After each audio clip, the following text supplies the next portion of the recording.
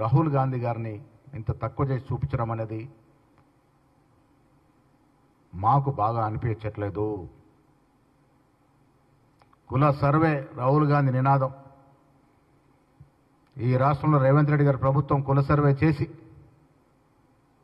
వారి నినాదానికి పరిపూర్ణమైనటువంటి న్యాయం చేస్తే, దాంట్లో భాగంగా 42% బీసీలకు రిజర్వేషన్ ఇస్తే, అది చేతగాని మోడీ మీకు ఎలా గొప్పవాడవుతా ఉన్నాడు? రాహుల్ గాంధీ గారి కలని సాకారం చేసినట్టు రేవంత్ రెడ్డి, రాహుల్ గాంధీ ఒకవైపు ఉంటే, అసలు ఈ రిజర్వేషనే పట్టదన్నట్టుగా వ్యవహరిస్తున్న మోడీ గారు మీకు పెద్దగా కనబడతా ఉన్నాడు.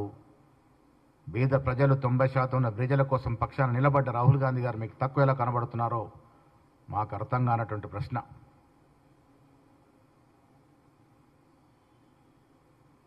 ఇలా రాహుల్ గాంధీ గారు ప్రతి బీదవాడి గుండెల్లో ఒక హీరోగా ఉన్నాడు. ప్రధానమంత్రి పదవిని త్యాగం చేశాడు. 2004లో ప్రధానమంత్రి కావాలంటే ఎవరు ఆపేవారు? 2009లో కావాలంటే ఎవరు ఆపేవారు? పదవులు అంటే ఎప్పుడు పల్లె, పదవుల కోసం పాకాడలే, పదవీ ధ్యేయంగా పనిచేయలే. అంత మాత్రాన చిన్నవాడైపోతాడా?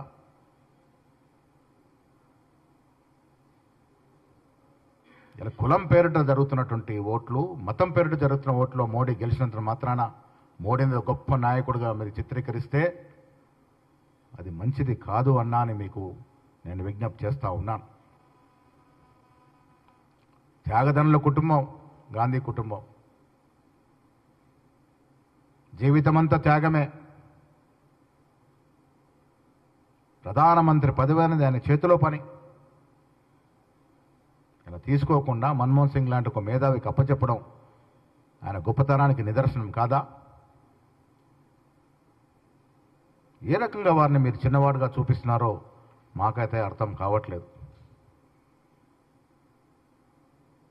మోడీ గెలుపులో ఉన్నదేంటో మీకు తెలియదా? మతం లేకుంటే మోడీ ప్రధానమంత్రి అవుతాడా ఈ దేశానికి? మతాన్ని వాడకుండా ఈ దేశంలో మోడీ ప్రధానమంత్రి అవుతాడా? కులం పేరిట, మతం పేరిట చిచ్చు పెట్టి ఈ దేశానికి ప్రధానమంత్రి అయితే వారు పెద్ద కనబడి అన్నీ త్యాగం చేసిన రాహుల్ గాంధీ గారు మీకు చిన్నవాడుగా కనపడడం అనేది చాలా శోచనీయ విషయం.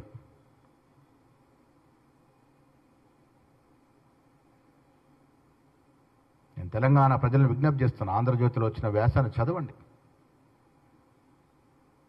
దీని వెనుక ఎవరున్నారో అర్థం చేసుకోండి. రాహుల్ గాంధీ గారిని తగ్గించే ప్రయత్నం, చిన్నవాడిగా చూపించే ప్రయత్నం ఎంత మాత్రం మాకు సమంజసం కాదు. త్యాగాల ధనుడు రాహుల్ గాంధీ గారు, త్యాగమూర్తి సోనియా గాంధీ గారు, వారి వల్లే తెలంగాణ వచ్చింది. అలాంటి తెలంగాణలో వారు భారత్ జోడో చేస్తే లక్షలాది మంది నీరాజనం పట్టారు. ఎప్పుడూ పదవి కోసం తాపత్రయపడలే. అలాంటి రాహుల్ గాంధీ గారిని చిన్నదిగా చూసే ప్రయత్నం, ఎవరి కోసం ఈ వ్యాసం వచ్చిందో, ఎందుకోసం వ్యాసం రాశారో ఒక్కసారి ప్రజలు అర్థం చేసుకోవాలి. నేను మళ్ళీ చెప్తాను, రాధాకృష్ణ గారు అంటే నాకు చాలా గౌరవము.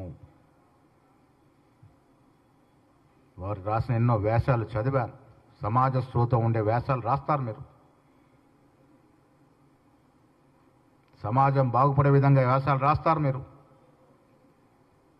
అలాంటి మీరు రాహుల్ గాంధీ అలా దేశం కోసం పాటుపడుతూ సమానత్వం కావాలని, బీద ప్రజలు బాగుపడాలని అహర్నిశలు తన జీవితాన్ని త్యాగం చేసి ముందుకు పోతా ఉంటే ప్రోత్సాహాన్ని ఇవ్వాల్సింది పోయి ఏ ఒత్తిళ్ల వల్ల ఈ వ్యాసం వచ్చిందో ఇది మాకు బాధాకరం అనే మాట కూడా మరొకసారి నేను మనవి చేస్తా ఉన్నాను.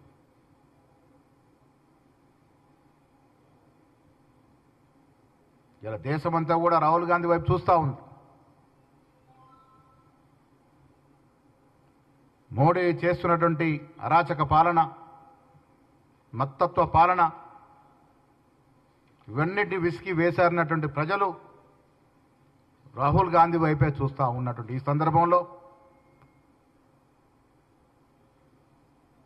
మీరు ఈ వ్యాసం రాయడం అనేది కాంగ్రెస్ కార్యకర్తల గుండెని బాధించింది, గాయపరిచింది అనే మాట మాత్రం చెప్పగలను.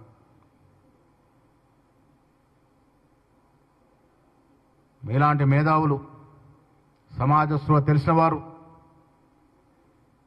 రాహుల్ గాంధీ లాంటి నాయకుల్ని వెన్నుదన్నుగా ఉండాల్సిన వారు మీరు.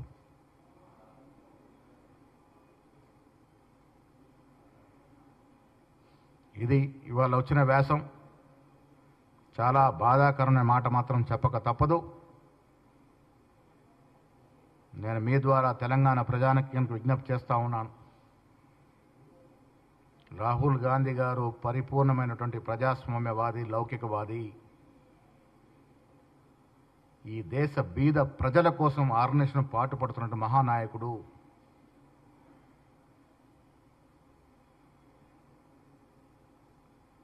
అధికారం కోసం కులాల్ని, మతాల్ని వాడుకునే అలవాటు లేని నాయకుడు. మనమందరం కూడా రాహుల్ గాంధీకి వెన్నుదండుగా ఉండాల్సిన అవసరం ఇది అనే మాట కూడా ఈ సందర్భంగా మనవి చేస్తా ఉన్నాను. ధన్యవాదములు.